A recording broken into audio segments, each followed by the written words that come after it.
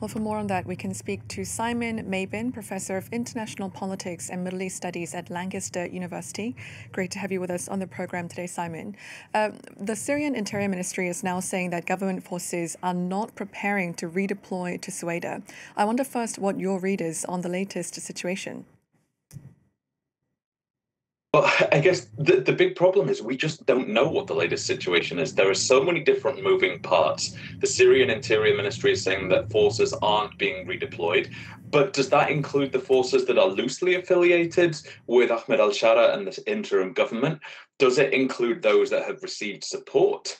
Those that are not necessarily co-opted in the new interim government's wider security apparatus, or is it just referring to the specific units under the control of Ahmed al-Shara?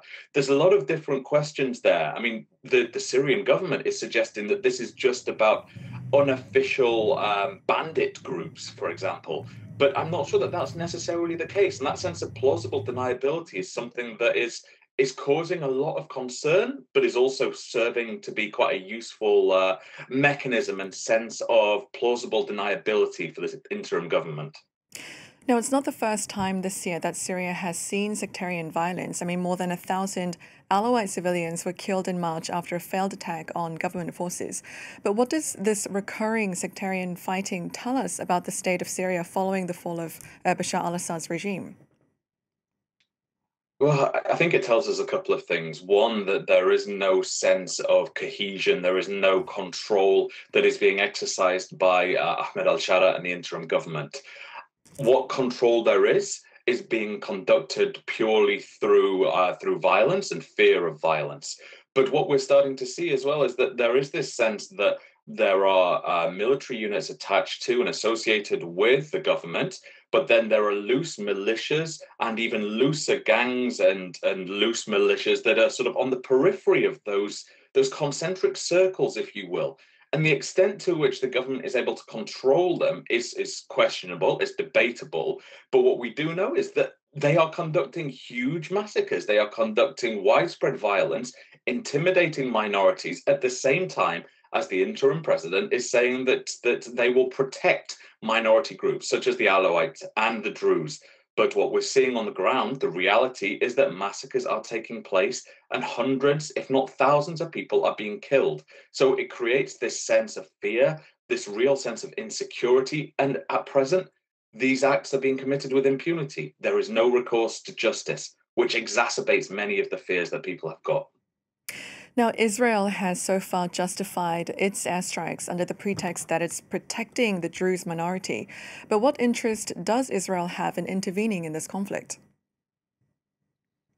Well, we know that there are Druze in Israel. We know that there are Druze in the Israeli-occupied Golan Heights, when there are Druze in Syria. So there is perhaps a moral argument to suggest that Israel is acting in support of the Druze community. But I would argue that there is no such thing as a one singular coherent Druze community. There are different Druze communities with their own identities, their own experiences, their own grievances, their own aspirations.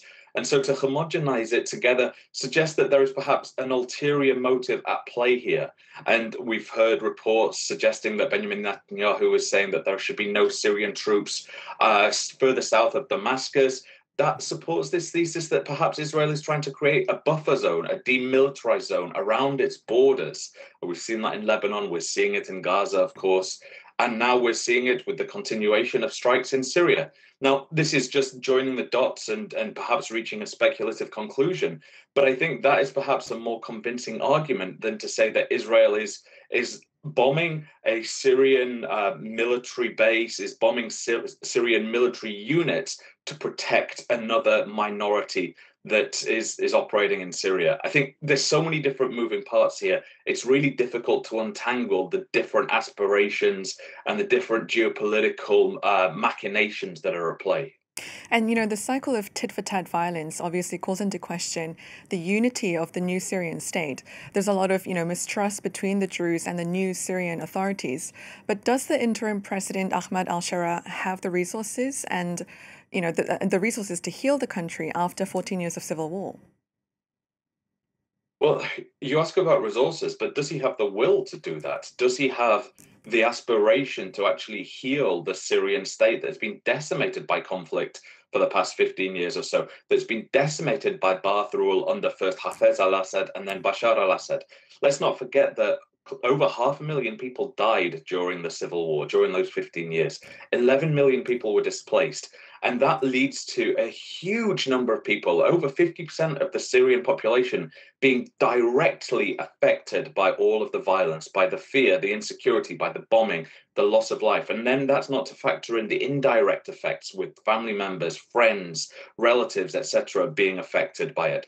So there is this sense that Syria needs time to heal. It needs time to come together. It needs time for its minorities to reintegrate into a state, but under the tutelage, under the leadership of a president who is able to take the time and give the space to build that trust, to rehabilitate relations, and to really foster a sense of unity.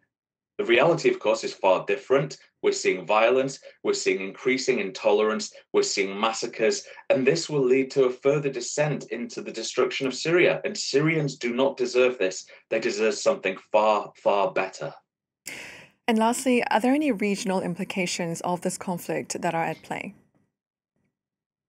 There's so many different ways that I could answer this. Are we talking about with regard to Israel? Of course. Are we talking about with regard to Turkey and Turkey's influence in supporting Ahmed al-Shara and what this means for Kurdish groups in Syria, in Turkey, perhaps also in Iraq and Iran, for that matter? Are we talking about the flow of capital from the Gulf into Syria, the recovery of debt, the rejection of previous debts accrued by the Syrian government to try and empower Ahmed al-Shara? Or are we talking about, as some of my Syrian friends and contacts have been saying, the emergence of an empowered jihadi movement under the tutelage of Ahmed al-Shara, who was, of course, a former member of Jabhat al-Nusra and an al-Qaeda affiliate?